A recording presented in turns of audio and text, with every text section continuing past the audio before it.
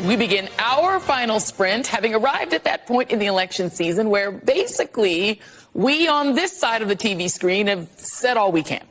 We've laid out the stakes in this crucial election, where one side stands for freedom while the other meets the textbook definition of fascism, namely a far-right dictatorial regime like Hitler's Germany or Franco's Spain or Mussolini's Italy, but also white-ruled South Africa before Mandela and the black majority took control, or Vladimir Putin's Russia, Viktor Orban's Hungary, or Nicolas Maduro in Venezuela today, that suppresses the rights of women and minorities, uses the military to execute the whims of a strongman dictator, and controls and suppresses the press, education, the arts, rewrites history to suit a favored and dominant racial class, and foments extravagant corruption in order to enrich the dictator and his friends.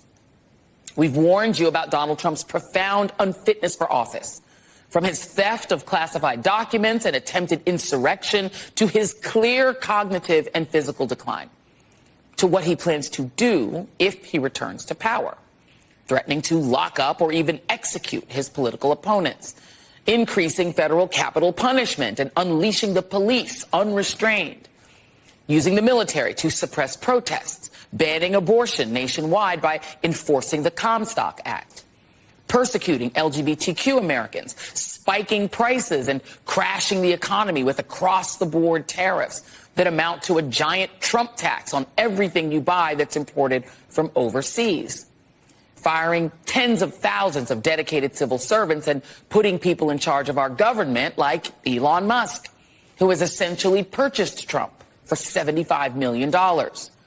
Peter Thiel, who already owns Trump's would-be woman-hating vice president, J.D. Vance. Tom Homan, who vows to deport whole families of immigrants that could include U.S. citizens. Stephen Miller, who seems to dream of the return of internment camps to U.S. soil, along with mass deportation to make America white again. RFK Jr., who Trump has vowed to put in charge of not just women's health, but all of our health. And to this weekend announced that the first order of business will be to end the fluoridation of our water supply, taking us back to an era when childhood cavities and oral disease were rampant.